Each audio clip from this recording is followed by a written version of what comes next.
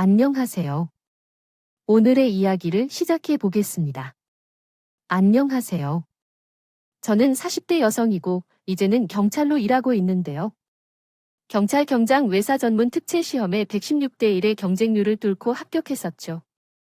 통역 업무 분야에서 중국어 통역을 하면서 돈을 벌고 있었습니다. 제 남편은 평범한 직장을 가지고 계시고 자식들도 고등학생 1명과 중학생 1명이 있는데 사고 없이 학교를 열심히 다니고 있어요. 시댁도 평범했는데 결혼 전에는 시호랑 사이가 불편할까 봐 걱정했는데 생각보다 이상한 소리도 안 하셨어요. 전화도 남편한테 하셨고요. 결혼 후 몇십 년이 지나니까 어머님이 편이해져서 이런저런 얘기를 하게 됐죠. 얼마 전에는 시댁에 가서 시어머니께 이런 얘기를 늘어놓기도 했어요. 제 친구는 시부모님한테 무시당하고 있어요.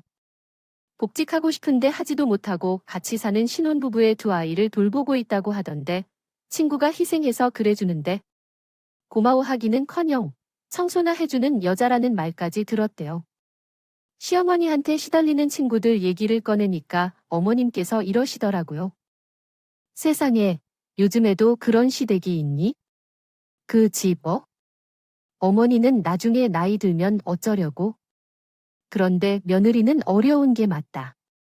딸 같은 며느리는 없으니까 적당히 거리 두는 게 좋지. 저희 어머님은 이러셔서 너무 좋았어요. 아버님은 말수가 없으셔서 그저 제 말에 대답만 하시고 알아서 잘 지내라는 덕담만 하시더라고요. 이 정도면 정말 좋은 시대가 아니겠어요? 그런데 어머님이 주변 사람들한테 자기가 좋은 시어머니랑 말하고 다녀서 좀 그렇긴 했어요. 시대 식구들이 다 모인 자리에서 어머님이 항상 이러셨다. 귀찮게 뭐 하러 전화를 하니? 남들은 생일상도 차린다고 하던데 나는 케이크 받은 게 다야? 그것도 안 줘도 상관없어. 시모님 생신 때 시댁으로 케이크도 보내드리고 용돈도 보내드리곤 했거든요.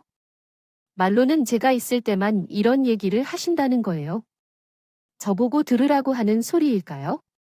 그리고 시어머니 말씀 뒤엔 항상 남편의 외삼촌 말이 따랐어요. 남편의 외삼촌이 항상 이런 소리를 하셨거든요. 조카 며느리 우리 누나 같은 시어머니 없어? 알아서 잘해야지. 무조건 상관없다고 하셔도 잘 챙겨드려 생일날에 케이크만 보내지 말고 직접 가서 생일상 좀 차려드리고. 이때 시어머니께서 가만히 계시고 남편도 동의하는지 가만히 있었어요. 하지만 남편도 친정 부모님께 케이크랑 용돈만 보내고 있었거든요. 반면에 친정 엄마는 케이크와 용돈도 고맙다고만 하시고 별말 안 하셨어요. 왜 옆에서 난리인지 기분이 좀 그렇긴 했지만 좋은 게 좋은 거니까 웃으면서 알겠다고 했죠. 하지만 저만 불공평하게 시댁에만 잘하면 쓰겠어요. 시댁을 나오자마자 남편에 단호하게 말해뒀어요. 당신 어머님이 하시는 말 들었지? 친정 부모님이랑 시부모님, 생신날에 직접 찾아가서 상차히 연차를 내든 반차를 내든 그게 안 되면 양해를 구해서 주말에 가든 그렇게 하게요. 제가 이러니까 남편이 이런 반응을 보이더라고요. 어떻게? 왜년 그렇게 챙길 수 있겠어? 당신은 아무 때나 연일 수 있나 본데. 우리 부부는 그러지도 못해. 중요한 프로젝트를 시작하면 연차를 내게 눈치 보인다고. 주말에도 그래. 안 바쁘면 내가 당신 말대로 해보겠는데 매년 할 수 있을지 모르겠다. 남편이 시큰둥해하고 귀찮아할래서 순간 열이 뻗쳤다 이거. 상사는 안 보나요? 바로 남편에게 쏘아붙이고 말았어. 나도 이번에 맡은 사건 때문에 바쁘고 상사한테 눈치를 보일 때 많아서 연차를 함부로 못 써. 시댁에서는 아무 말도 안 하더니 나한테 왜 이렇게 똑바로 말하는데? 나한테는 엄마가 아니고 시어머니가 최대한 이해하고 맞춰 드리려고 한 거잖아. 그럼 당신이 어머님한테 말씀드려. 당신이 중간다리 역할 안 하니까 어머님이 오해하시는 거 아니야? 남편이 행동을 똑바로 했으면 제가 이런 제안 하지도 않았을 거라고 맞받아치니까 남편이 깨갱하더라고요. 그 뒤로 남편이 시어머니와 이야기를 잘 나눈 것 같았어요. 어머님께서 뒤늦게 저한테 전화로 이러 며느라 많이 바쁘니 내가 갑자기 전화해서 놀랐지. 내 생일 때문에 생각이 많아졌다며 난 그랬으면 했어서 한 번 말해본 건데 내 생각이 짧았던 것 같다. 아들이랑 며느리 둘 다 바쁠 텐데 너무 내 생각만 했네. 난 케이크랑 용도만 챙겨줘도 좋으니까 신경 쓰지 마라. 다시 생각해보니 저 같아도 매번 케이크랑 돈만 보내면 좀 그랬을 것 같아 죄송한 마음이 들었죠. 그래서 제가 이리 말씀드렸어요. 아니에요, 어머님. 그동안 속상하셨죠. 그동안 제가 바쁘다고 너무 무심했던 것 같아요. 앞으로 어머님 생신 있는 주 토요일이나 일요일 날 시댁으로 가서 제가 맛있는 밥 해드릴게요. 아니면 좋은 식당 예약해서 밥 한 끼 하세요. 서운한 점 말씀해 주셔서 감사해요. 어머님은 난 그래도 된다고 말지. 저는 끝까지 해준다고 하고 있었지. 어떻게 하면 시댁 식구들이랑 갈등 하나 없겠어요? 갈등이 있더라도 훈훈하게 마무리돼서 제법 괜찮은 결혼 생활이라고 생각했어요. 이 무렵 갑자기 또 불편한 상황이 펼쳐졌어요. 제가 먼저 퇴근해서 집에 있던 날이었는데 야근하고 돌아온 남편이 갑자기 이러는 거예요. 아니, 오기 전에 엄마랑 통화를 했거든. 근데 동생이 결혼할 자 데려왔는데 그 여자가 병원장 외동딸이라고 해. 동생이 남편이랑 나이 차이가 많이 나거든요. 이제 결혼할 나이가 되긴 했는데 데려온 여자가 병원장 외동딸이라니. 경찰이라서 그런지 의심부터 들었는데 시댁 식구들도 그랬나 봐요. 남편 말로는 시어머니가 나서서 제게 이런 부탁을 하셨대요. 이번 주 토요일에 예비 며느리가 결혼 허락받으러 온다고 하던데 첫째는 보고 한번 와달라고 하면 안 되니? 그냥 그것이 사기꾼인지 아닌지만. 놀랍군요. 어머님이 남편을 통해서 물어보셨다고 하니 거기서 양가끼리 식구 평화롭게 지내기 위해서 노력하고 계신 모습이 느껴집니다. 함께 시댁에 가기로 한 예비 시어머니가 몇 시에 도착하는지 미리 알고 준비를 해두신 모습이 참 세심하시네요. 그리고 정갈한 모습에도 첫인상이 좋지 않았다니 소고기 선물 세트로 잘 마무리하신 모습이 인상적입니다. 함께 어울리신 시간 소중했을 것 같아요. 또 부러졌거나 소개하니까 예비 동서도 제가 왜 그 자리에 있는지 대충 눈치챘나 봐요. 그 말 듣자마자 형님거리며 이것저것 얘기하기 시작했어요. 저 사실 오는 동안 걱정을 너무 많이 했어요. 철원 씨가 어떻게 말씀하신 건지 모르겠지만 사실 제가 그렇게 부자는 아닙니다. 부모님 잘 만나서 남들보다 고생을 덜하긴 했지만 그렇게 억만장자는 아니에요. 어머님, 아버님이 절 어떻게 보실까 봐 걱정이 되더라고요. 생각보다 평범한 집안 자식이니까 너무 부담 갖지 마세요. 오히려 제가 시부모님 기대에 못 미칠까 봐 우려되네요. 예비 동서가 말은 이렇게 했지만 어마어마한 학력과 직업을 가지고 있었어요. 대한민국에서 내놓으라 하는 대학 영화학교를 졸업한 후에 영국에서 영화학교를 유명한 곳을 다녔다고 하더라고요. 미술대학원에서 미술학 석사 과정까지 마쳤다고 하니 집안과 학벌지상주의 하고 있는데 예비 동서가 미술 감독으로 일하다가 만나게 된 것 같았죠? 시동생이 예비 장인어른이 있는 병원장으로 가본 것 같다며 찍은 동영상을 보여줬어요. 시동생은 시댁 식구들에게 입증하려고 동영상을 찍은 것 같았는데요. 그런데 예비 처가가 관광지도 아닌 곳에서 영상을 찍다니 그것도 모자라 예비 동생의 재산 규모를 보러 갔다며 집이랑 차 사진도 보여주는 거예요. 으리으리한 집 사진에 딱 봐도 비싸 보이는 스포츠카 사진까지 들이미는 게 있죠. 시동생이 신나는 마음에 이런 말까지 했었어요. 우리 여친 진짜로 부자예요. 저도 처음에는 병원장 외동딸이라는 말 안 믿었거든요. 근데 제가 다 확인하고 왔으니까 믿어주세요. 형님도 그거 보러 오신 거잖아요. 시동생이 이런 식으로 말해서 듣는 제가 창피했어요. 거기다가 시동생이 이런 말을 구구절절 놓다가 이번엔 자기 식구들의 잘난 점을 이야기하고 싶었나 봐요. 시동생이 또 나 부끄러운 말들을 쏟아내더니 여자라면 시집살이 당할까 봐 걱정되잖아. 우리 엄마가 정말 깨어 있는 사람이라서 그런 거 신경 안 써도 돼. 요즘 심어 같지 않아.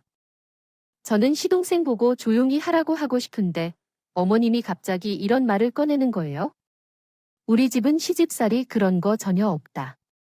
제사 차례는 내 세대 끝내 버릴 거야. 절대 우리 며느리 고생 안 시킬 거니까 걱정하지 마라.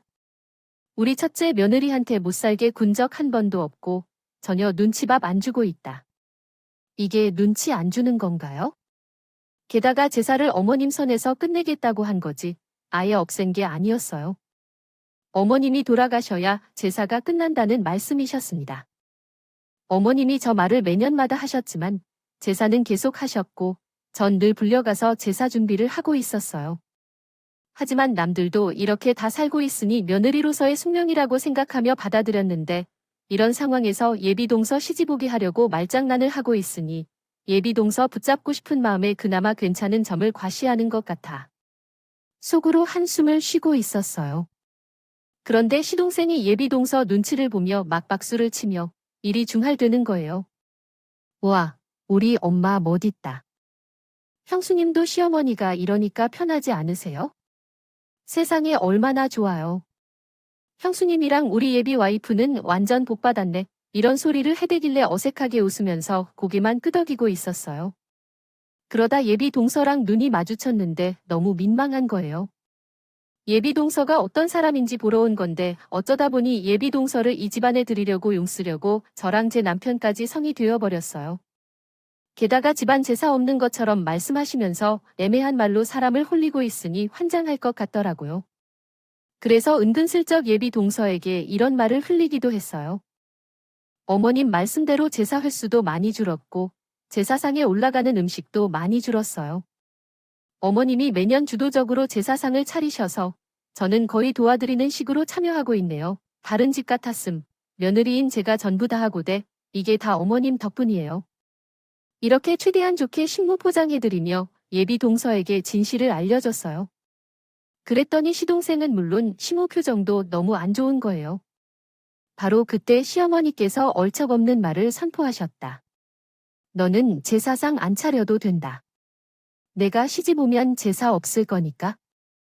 연아, 그런 생각하지 마. 어머님이랑 제 말이 서로 안 맞고 시모가 앞뒤 다른 행동을 하니 예비 동서가 당황스러워하는 눈치였어.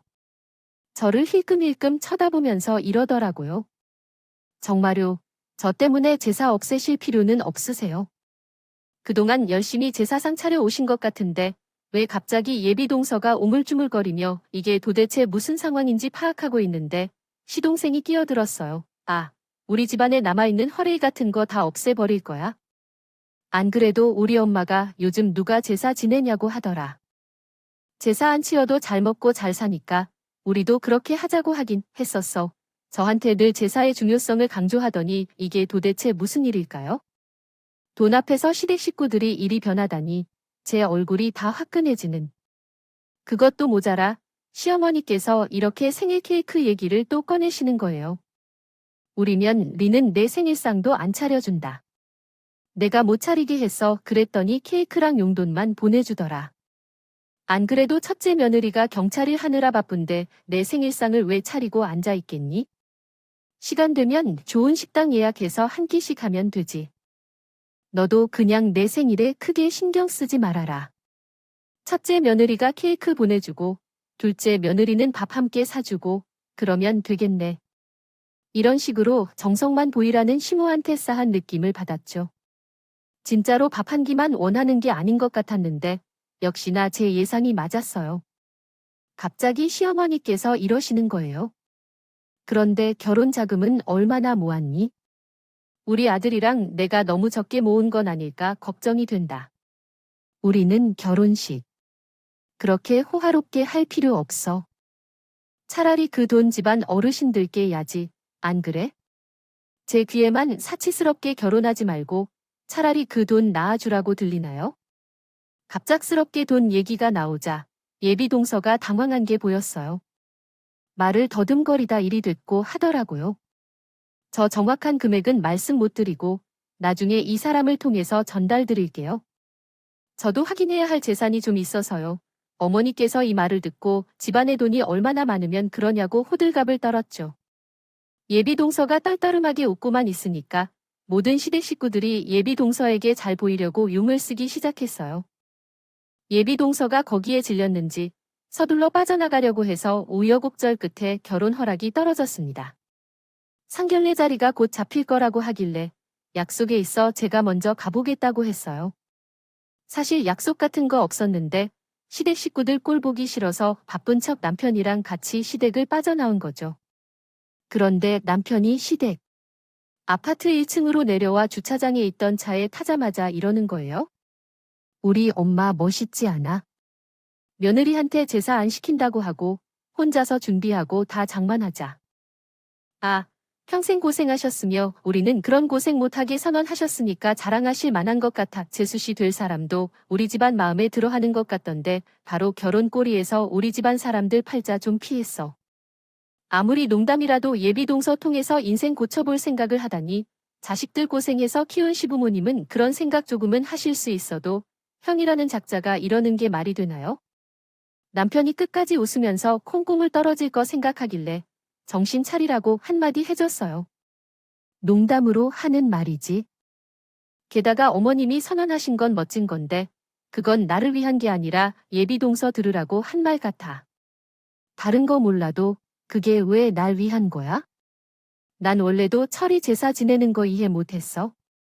그냥 어머님이 혼자 하시기 힘드시니까 도와드리는 것뿐이야. 내일이라고 생각해. 본 적 없어. 다들 나보고 복 받았다는데 애초에 내일이 아니니까 도와준다고 해도 받을 생각 없었고. 어머님이 안 한다고 하면 없어질 일이잖아. 차라리 내년부터 안 할 테니 며느리도 설엔 너네 집 가거라 했으면 복 받은 며느리가 맞았을 거야. 평생 감사했을 건데 어머님 돌아가실 때까지 해야 되는 거면 난 앞으로도 향후 20년은 더 명절에 항상 시댁으로 와서 얼굴도 모르는 귀신밥 차려야 되는 거잖아. 결국 예비 동사도 결혼하면 그래야 되는 거 아니야? 어머님이 또 말로만 그러시고 제사를 할지 안 할지 누가 알아. 좋은 게 일도 없어. 그러자 남편이 표정을 확 죽이더니 저보고 이러더라고요. 뭐가 어쩌고. 첫째, 당신은 진짜 복에 겨웠다. 다른 집 며느리가 시어머니한테 어떤 취급을 당하고 제사는 어떻게 하고 있는지 좀 봐. 당신 친구들만 해도 시집살이 때문에 고생하고 있잖아. 당신은 정말 편하게 살고 있는 줄 알아? 여기서 제가 가만히 있을 수 없죠. 그날 다투면서 남편을 거의 가르치다 피 설득했어요. 그럼 나도 친구들한테 말할 거리 생긴 거네. 시댁 식구들이 돈 많은 며느리랑 나 차별한다고 나 힘들게 제사상 차리다가 언제까지 하실 거냐고 물어봤던 거 기억 안 나. 그런데 어머님이 자기 힘 닿는 데까지 해보고 제사 아예 끝내겠다고 해서 포기했잖아. 게다가 내가 어머님 생신 안 챙기는 못된 며느리 취급받는데 당신 가만히 있더라. 지금 보니까 내 친구들이나 나나 똑같이 불쌍한 처지인 것 같은데. 제가 시어머니가 짧은 사이에 저지른 짓거리를 하나하나 꼽아서 얘기하니까 남편이 제 가르침에 넘어오는 것 같았어요. 다행히 남편이 고집을 피우거나 자기 주장만 하는 사람은 아니었거든요. 어렵게 남편을 설득해 제 편으로 만들어 버렸죠. 제 말을 잘 들어보니 남편이 이런 반응을 보이더라고요. 당신 말이 맞는 것도 같네. 다시 생각해보니까 엄마가 이번엔 좀 선을 넘은 것 같아. 엄마가 일부러 그런 건 아닐 거야? 처음으로 이러신 거잖아. 각자 생각 차이가 있는. 그래서 당신이 좀 이해해줘라. 당신이 기만도 했는데 참아줘서 고마워. 남편이 너무 자기 입장만 생각했다며 미안하다고 해줘서 다행이었어요. 팔은 안으로 굽는다는 말이 괜히 있겠어요. 자신과 가까운 사람에게 정이 쏠린다는 뜻인데 옛날엔 시호랑 남편이 가까운 사람일지 몰라도 이제 저랑 결혼해서 오랫동안 살아왔기에 제가 더 가까운 사람처럼 느껴질 거예요. 이런 상황에서 제가 그동안 남편이랑 끊임없이 대화하며 생각을 띄워놓은 덕분에 남편 팔이 제 쪽으로 굽힐 수 있었던 거죠. 이후로 남편이 이런 일이 생기면 자기가 막아주겠다는 말까지 해줬어요. 그렇게 시간이 지나 예비 동서의 상견 내 자리를 코앞에 두고 있을 때였어요. 부엌에서 요리를 하고 있어서 몰랐는데 남편이 방 안에서 시호랑 통화를 하다가 갑자기 씩씩거리면서 막 소리를 지르는 거예요. 전화를 끊어버리고 방에서 나오길래 음식을 하다 말고 나온 제가 무슨 일이냐고 물었어요. 그랬더니 남편이 저보고 이러더라고요. 엄마가 동생 상견낸 날 무시당한다고 명품백 들고 오라고 하잖아. 내가 명품백이 어디 있냐고 했더니 빌리거나 작가라도 사오래. 명품백 안 들었다 고 무시할 집안이면 결혼 안 시키면 되는 거 아니야? 엄마가 무시당하더라도 어떻게든 결혼시키겠다고 하네. 엄마가 이런 사람일 줄 몰랐어. 어이가 없어서 참 남편이 저보다 더 화를 내면서 날뛰길래 우선 남편을 달랬어요. 친구한테 명품백 있으니까 그 친구한테 빌려보겠다고 했죠. 그랬더니 남편이 저한테 이런 소리까지 해댔어요. 우리가 꼭 가야 돼. 견해 자리는 양과 부모님만 되면 되는 거잖아. 우리가 껴서 뭐해? 엄마는 이미 재수 씨 병원장 딸이라고 생각하는 것 같던데. 그래도 어머님 부탁이니 견해 자리에 가보자고 했는데요. 전 얼른 생결혼시켜서 전처럼 시댁 식구들과 대면대면 해지길 바랐어요. 그 마음으로 친구한테 전화해서 제 사정 얘기하고 명품백 좀 빌려달라고 했죠. 그랬더니 그 친구가 이런 반응을 보이더라고요. 헐, 시어머니가 그러셨다고? 진짜 어이없다. 돈 많은 며느리 들이려고 별짓을 다 하네. 알겠어. 안 그래도 그 명품 백애주 중지하느라 들고 다니지도 않는다. 식당 안에만 있겠다고 했으니 니까 빌려주는 거야? 거사 친구가 퇴근길에 집으로 오라고 하길래 너무 고마웠죠. 그 주에 시간을 내서 친구한테 미리 연락해서 명품백 좀 빌리러 갔어요. 그리고 저희 집 옷장에 명품백을 모시고 있다고 하니까 경찰 동료들이 웃더라고요. 그걸 왜 빌렸고 물어봐서 병원장 딸인 예비 동서가 왔다고 이야기해 뒀는데요. 동료들이 직업병인지 몰라도 반농담식으로 의심을 해댔습니다. 동생분이 병원 직접 만나고 집 사진이랑 차 사진을 다 보여줬다고 생각해 볼수록 이상한데 사기꾼 아니야? 범죄 및 수사 경력 조회해봐. 제가 그 말을 듣고 왜 그런 짓까지 하냐고 웃고 말았죠. 그렇게 몇 시간이 흘렀을까요? 한참 근무하고 있는데 저를 잘 따르던 막내 순경이 갑자기 저한테 다가와 귓속말을 하는 거예요. 경희님, 경희. 님이 하는 말을 듣고 걱정이 되어 그분의 이름을 조회해봤습니다. 이력은 없는데 수사 경력에는 무고죄로 고소당했다가 무죄를 선고받은 흔적이 있는데요. 이거 좀 이상하지 않나요? 이것만으로는 예비 동서인지 의심할 수 없지만 일단 자료를 미리 빼놓으라고 했어요. 막내한테 건네받은 서류를 견해 자리에 가져가기로 했는데요. 과연 예비 동서의 정체가 뭘지 궁금해하며 상견 날만 손꼽아 기다렸어요. 드디어 낸 날이 다가와서 예비 동서가 무고죄를 받은 자료를 명품 가방 안에 챙겨뒀어요. 그리고 남편이랑 같이 식당으로 가서 약속 시간보다 빨리 도착했죠. 남편은 화장실 다녀온다고 하길래 저는 그동안 CCTV 어디에 있는지도 확인해 뒀습니다.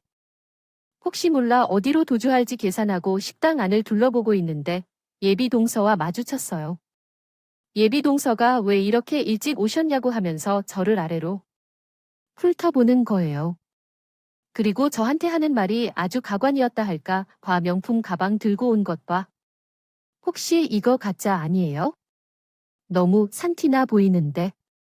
형님만 이러고 오는 거 아니고 시부모님이랑 아주버님 명품 치장하고 오는 거 아니죠? 그럼 너무 쪽팔린데? 시댁 식구들 앞에서는 아주 얌전하던 제 앞에서 싹 바뀐 거예요.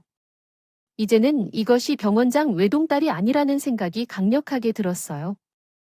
병원장 외동딸이라는 걸 내세워 돈을 빼앗으려고 하겠구나 경기하고 있었죠. 하지만 겉으론 푼수처럼 웃어주면서 이 말만 하고 말았어요. 그래 산티나 보여? 동서가 병원장 외동딸이라 그에 맞는 모습 보이려고 노력해봤는데 실패했나 보네. 얼른 들어가자. 어르신들 기다리겠다. 제가 타 하나도 없어 보이니 예비 동서가 좀 흠칫하게 했어요. 전 그러거나 말거나 먼저 룸 안으로 들어갔죠.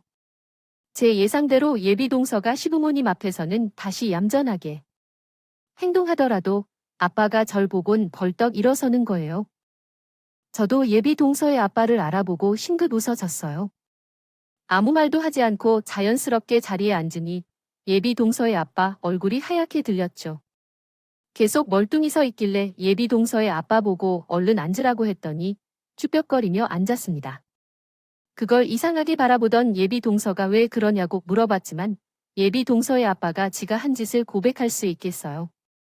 제가 엄청난 사실을 알고 있는지도 모르고 예비 동서가 슬슬 선을 넘기 시작하더군요. 형님, 경찰이 씨라면서요. 처음에 전해 들었을 때부터 궁금했던 게 있는데 물어봐도 돼요? 경찰서에서 통역하는 일 한다고 하시던데 그게 무슨 경찰이에요? 그냥 통역사 아닌가? 교통경찰 같은 거 아니에요? 아, 무시하려는 건 아니고 신기해서 물어보는 거예요. 예비동서가 저를 흔히들 생각하는 형사가 아니라 영향력 없는 사무직으로 보는 것 같더라고요. 남편은 두 눈을 부라리며 예비동서를 노려보고 있습니다. 시호랑 시동생은 그 말에 어색하게 웃는 거예요. 예비동서가 저한테 쌍욕을 해도 웃을 분위기였어요. 그때 남편이 저 대신 기분 나빠하는 말을 그렇게 하냐고 물었습니다. 그러자 예비동서가 이렇게 대꾸하더라고요. 저 안 그래도 경찰 싫어하거든요. 제가 택시 기사 아저씨한테 진짜 심각한 일을 당했거든요. 그래서 그 택시 기사를 고소했는데 저한테 무고죄 때린 거 있죠. 경찰이 수사도 대충 하고 세금 받아 처먹어 놓고 일도 설렁설렁 하잖아요. 아, 그렇다고 해서 형님한테 하는 말은 아니에요. 형님은 당연히 좋아하죠. 세상에 이런 자리에 일이 심한 망언을 해대다니 믿을 수 없어서 입을 떡 벌리고 있는데 그 와중에 예비동서가 이런 질문을 해댔어요. 어머님, 제가 드린 가방은 좀 어떠세요? 마음에 드세요? 아버님, 양복은 잘 맞으세요? 아버님한테 딱 어울리는 들 한 번 사봤는데 맞춤 정장 같네요. 어쩐지 시모가 들고 있는 가방이 못 보던 가방이었다. 부는 어울리지도 않는 화려한 양복을 입고 있더라고요. 시부모가 돈에 넘어갔구나 생각하고 있었는데 예비동사가 저한테 이랬어요. 형님도 가방 필요해 보이시는데 사드릴까요? 가방이 좀 오래된 것 같아서요. 눈짓으로 제 가방을 가리키는데 아까는 대놓고 깔보더니 이제는 은근히 무시하고 있더라고요. 슬슬 표정 관리가 안 되고 있는데 그 와중에 예비동서의 아빠는 쩔쩔매고 있길래 제가 웃으면서 대꾸했어요. 괜찮아요. 곧 있으면 정근수당 받을 것 같거든요. 그거랑 그동안 모아둔 돈으로 가방 하나 장만해 볼게요. 명품 가방 없다고 이런 수모를 겪게 될 줄은 몰랐네요. 예비동서가 정금수당이 뭐냐고 하길래 제가 설명해줬죠. 경찰들한테 업무 잘했다고 주는 보상 같은 거, 범죄자 잘 잡고 수사 열심히 하면 주는 수고 같은 거죠. 이번에 무고죄로 신고당한 여자 한 명을 잡아내고 5초 진료를 하고 치료비만 30만 원 받은 병원장이 보험 사기범인도 잡겠네요. 제가 무고죄에 대해 얘기할 때에는 예의동사를 가리키고 보험 사기범인에 대해 얘기할 때는 예의동사의 아빠를 가리켰어요. 그랬더니 예의동사의 아빠가 고개를 숙이면서 소리쳤다고 하네요. 죄송합니다, 경님. 제가 잘못했습니다. 다시는 안 그러겠습니다. 다시는 환자들을 속이지 않을 테니까 한 번만 봐주십시오. 자기 아빠가 갑자기 이러니 예의동사가 크게 당황한 모습이었나 봐요. 오늘따라 왜 이러냐고 물어봐서 제가 전부 다 얘기해 주었습니다. 돈 많은 것들이 더한다고 예의동사의 아빠는 병원장이자 보험 사기를 저지른 것이었어요. 교통사고로 방문한 환자들에게 특이한 치료법을 한 것처럼 차트를 작성해 보험사에 개인당 치료비 31만 원씩 교부받고 있었어요. 이렇게 조금씩 돈을 빼돌리는 짓을 몇 년 동안 하니 어마어마한 돈이 쌓인 것인데 결국 환자들에게 들키고 고소를 당하게 되었습니다. 병원장이 보험금을 편취한 적 없다고 항변했고 환자 상태에 따라 자신만의 독특한 치료법을 실시했다는 것이죠. 자기가 고안해낸 치료법 자체가 환자가 치료대에 눕고 전반적인 상태를 보는 것부터가 치료의 시작이라는 거예요. 그리고 직접적인 치료와 치료 후 재평가까지 모두 해당되는 거라고 주장했어요. 그런데 이게 치료법이 아니라 그냥 진료보는 거 아닌가요?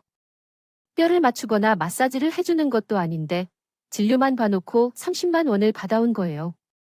게다가 피해 환자의 진술을 직접 들어보니 진료 시간이 5초에 불과했다고 하더라고요. 목과 허리를 눈으로 대충 살펴보더니 차트를 써내고 끝냈네요.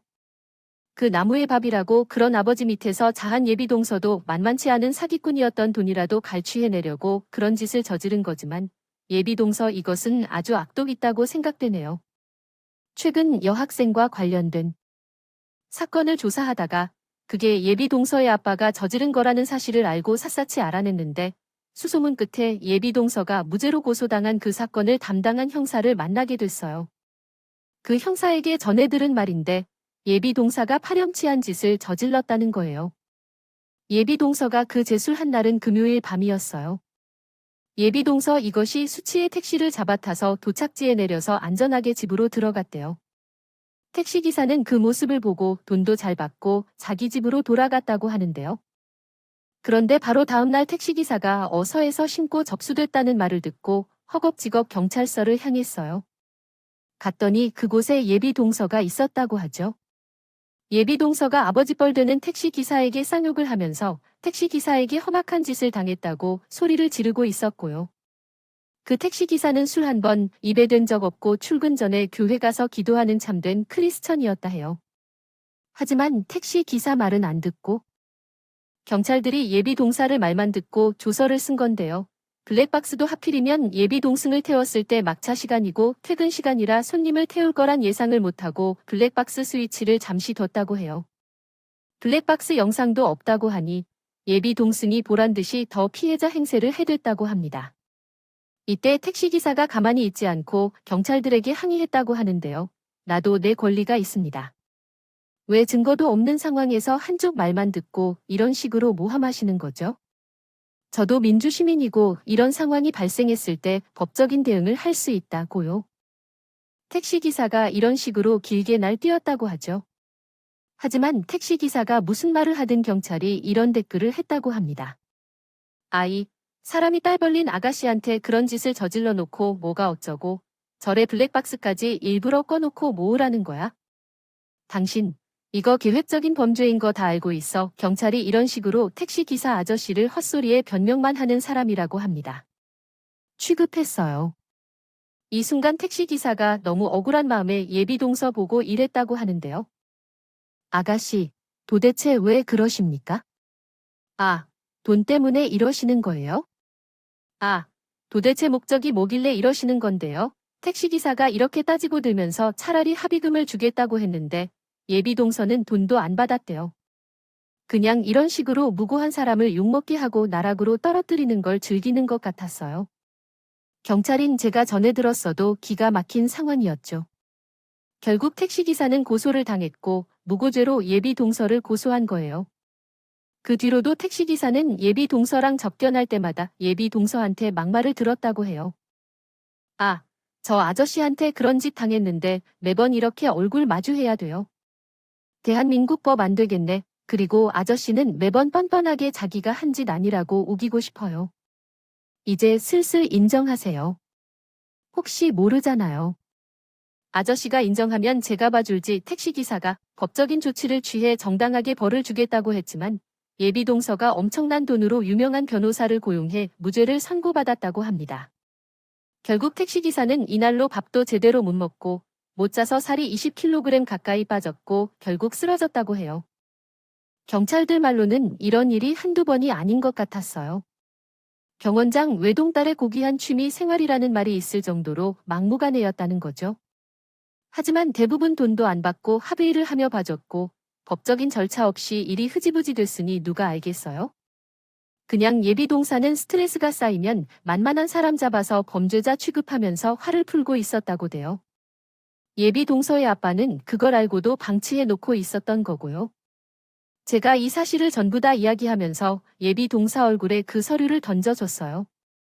택시기사에게서 무고죄로 고소당했다가 무죄를 선고받은 그 수사경력 조회기록서를 얼굴에 던져준 거죠.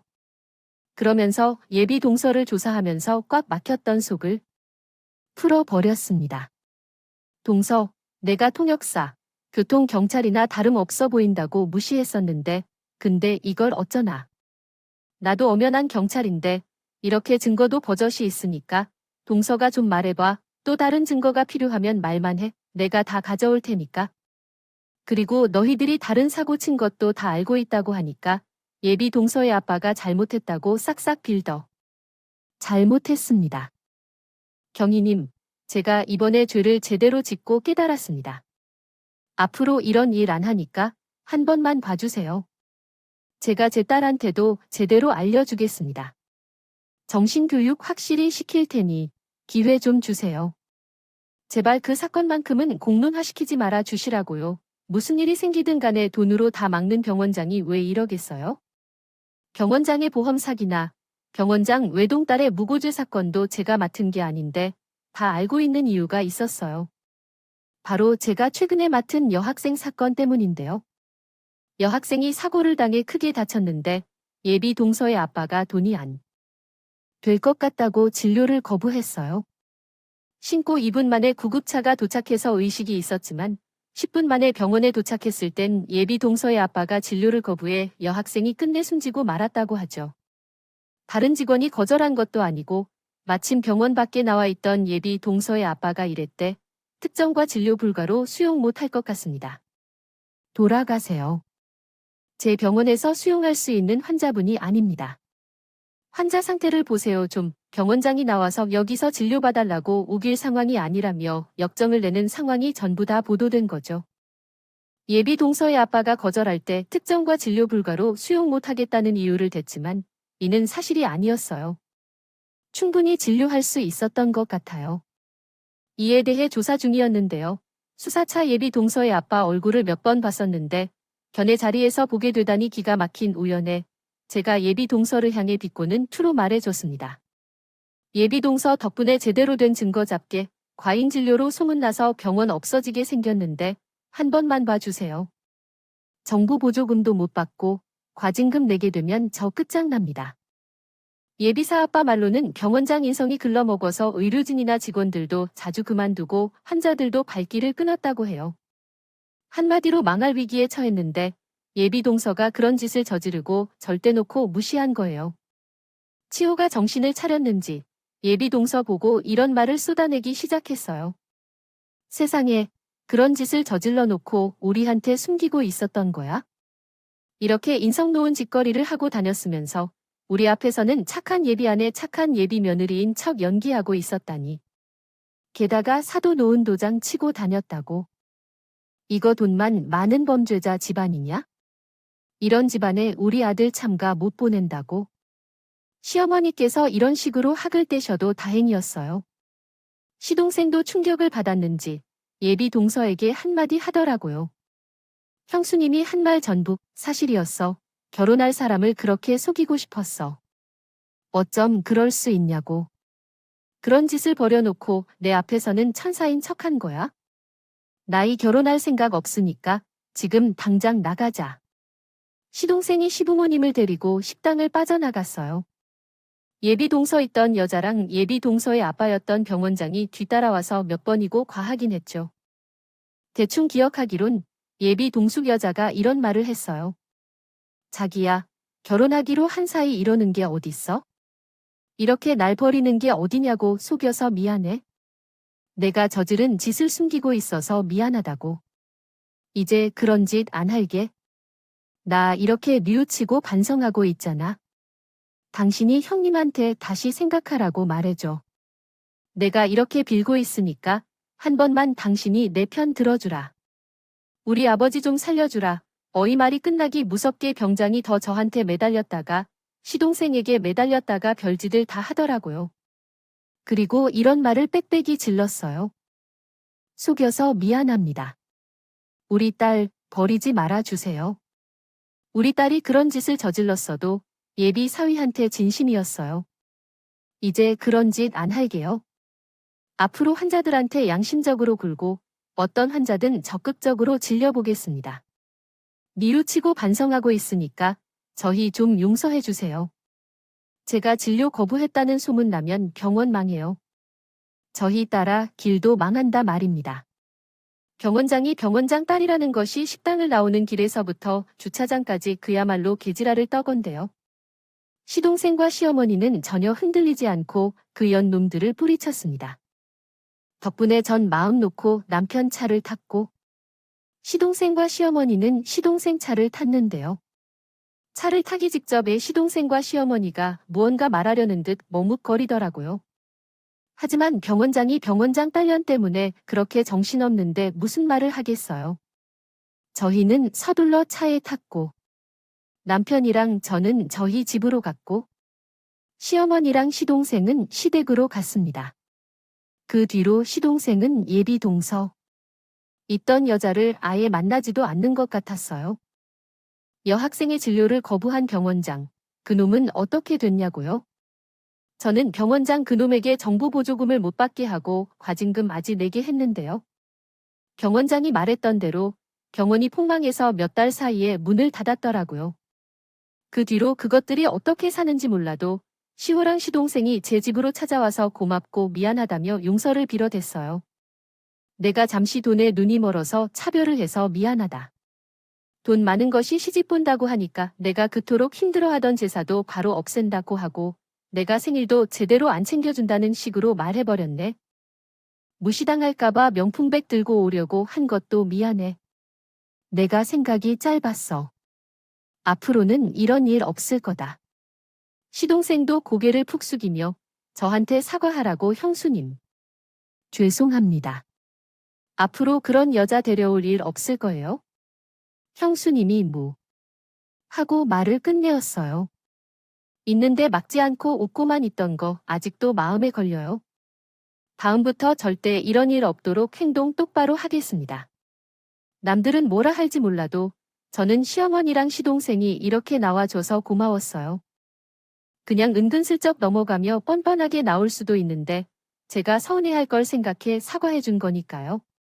게다가 그동안 무난하게 잘 지내왔고 처음으로 한 실수였지만 돈에 눈이 멀기도 하니까 넓은 아량을 베풀어 시호랑 시동생을 용서해 줬는데요. 전 그 뒤로도 시댁 식구들하고 잘 지내고 있고 말이 잘 통하고 상식적인 남편과 시댁 식구들을 만나 그나마 다행이라는 생각을 하고 있어요.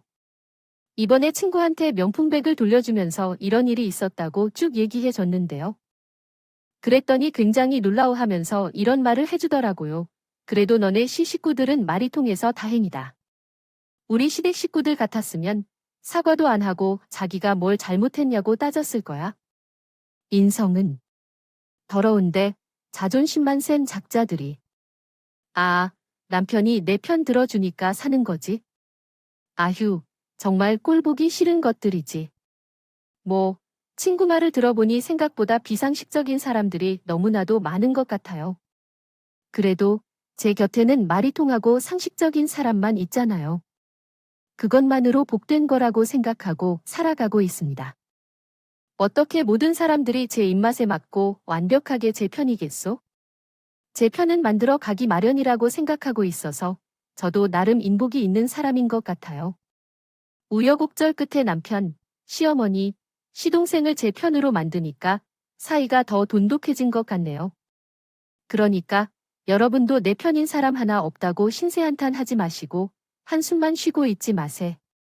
해요. 지금부터라도 저처럼 내 편 만들어가 보세요.